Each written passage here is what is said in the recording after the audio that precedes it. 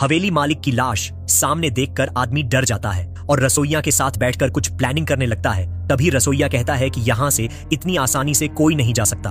फिर रसोइया आदमी के साथ मिलकर हवेली मालिक की लाश को ठिकाने लगा देता है और वहां से दोनों हवेली वापस आ जाते हैं। ये दोनों आपस में बैठकर बात कर ही रहे थे। तभी रसोइया आदमी से कहता है कि इस चक्र से निकलने का सिर्फ एक ही रास्ता है। रसोइया बताता है कि अनाज भंडार के नीचे एक कमरा है जिसमें एक अनंत ज्योति हमेशा जलती रहती है, उसको बुझाना पड़ेगा, तब हम दोनों आजाद होंगे। लेकिन यह उतना आसान नहीं है क्योंकि उसकी चाबी कहीं खो गई है। लेकिन तभी आदमी कहता है कि अगर छातन ने यह सब किया है तो हवेली मालिक के रूप में वो यह सब जानता होगा और चाबी भी उसके पास ही होगी। आदमी उसको लूडो वाले गेम में हराकर चाबी जीतने का प्लान बनाता है और उसके पास जाकर लूडो खेलने के लिए कहता है, जिससे चातन कहता है तुम्हारे पास लगाने को कुछ नहीं है। तभी आदमी कहता है कि मेरे पास विधि को नियंत्रित करने वाली एक चाबी है। यह सुनकर हवेली मालिक के रूप में चातन सोच में पड़ जाता है और चाबी खोजने लगता है। कुंजी की बात सुनकर हवेली मालिक के रूप में दानव आदमी से कहता है, तुम उसके बारे में कैसे जानते हो? आदमी बात घुमाते हुए कहता है, मेरा अर्थ है मेरे यहाँ से आजाद होने की चाबी आपके पास है। इससे हवेली मालिक हंसने लगता है और गेम खेलने से मना करके चला जाता है। फिर रसोइया और आदमी दोनों मिलकर उस जलती हुई ज्योति को बुझाने के लिए एक प्लान बनाते हैं। रसोइया डरते हुए कहता है कि अगर तुमसे कोई गलती हुई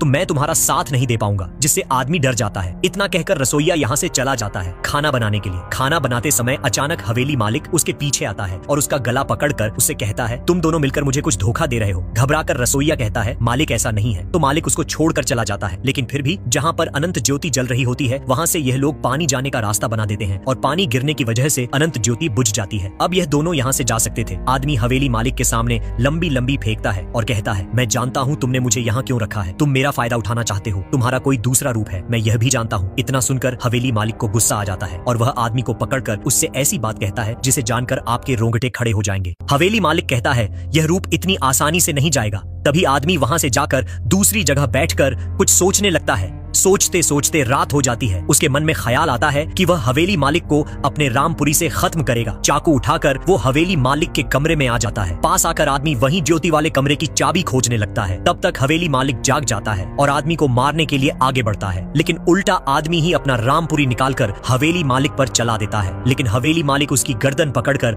अपना बड़ा सा मुंह फाड़कर अपने मुंह में ही उसको नरक के दर्शन करा देता है। फिर हवेली मालिक अपने पास वह चाबी देखता है। उसे याद आता है कि वह चाबी तो रसोइया ने निकाल ली थी। उधर रसोइया ने उस अनंत ज्योति को अपनी फूंक से बुझा देता है। तब तक दास देवन इस कमरे में आ जाता है जहां वही पेटी रखी होती है जिससे चातन निकला था। तभी रसोइया आकर बताता है, ये वही पेटी है जो देवी ने हवेली मालिक को दी थी। फिर दोनों में इसको लेकर लड़ाई हो जाती है। आदमी कहता है रसोइया से कि तुमने मेरे साथ धोखा किया है। दोनों के बीच लड़ाई बंद होने के बाद रसोइया बोलता है कि सूर्य उदय होने से पहले हमें चातन को इस पेटी में बंद करना पड़ेगा। अगर हमने ऐसा नहीं किया तो वह हम लोगों को खत्म कर देगा। फिर दोनों अनंत ज्योति वाले कमरे में जाकर हवेली मालिक के रूप वाले चातन को मारने के लिए आ जाते हैं। तभी रसोइया चातन से कहता है, छुप के कहां बैठा है, सामने आकर बात कर। हवेली मालिक कहता है कि मुझे हुक्म देने वाला तू कौन है? तो रसोइया कहता है, मैं कोदीमन पुट्टी का आखिरी बेटा हूँ जो उनकी दासी से पैदा हुआ था। यह सुनकर चातन सोच में पड़ जाता है। तब तक दास देवन हवेली मालिक पर रामपुरी से हमला कर देता है और रसोइया उसको आग से जलाने की कोशिश करता है। लेकिन हवेली मालिक भी दोनों के पसीने निकाल देता है। दास देवन पीछे से अपना रामपुरी मालिक के अंदर डाल देता है और रसोइया उसका क्रियाकर्म कर देता है। पूरा शरीर जलने के बाद शरीर से असली चातन बाहर निकलता है और यहाँ से डर के दूसरे कमरे में भाग जाता है। दोनों उसको ढूंढ लेते हैं। रसोइया कहता है, वह शरीर तो गया, आज से तुम्हारा मालिक मैं हूँ, और वही अंगूठी पहनने लगता है जो हवेली मालिक ने पहनी थी। लेकिन दास देवन उसको ऐसा करने से मना करता है जिससे दोनों के बीच फिर लड़ाई होने लगती है। दोनों की लड़ाई बंद होने के बाद रसोइया कहता है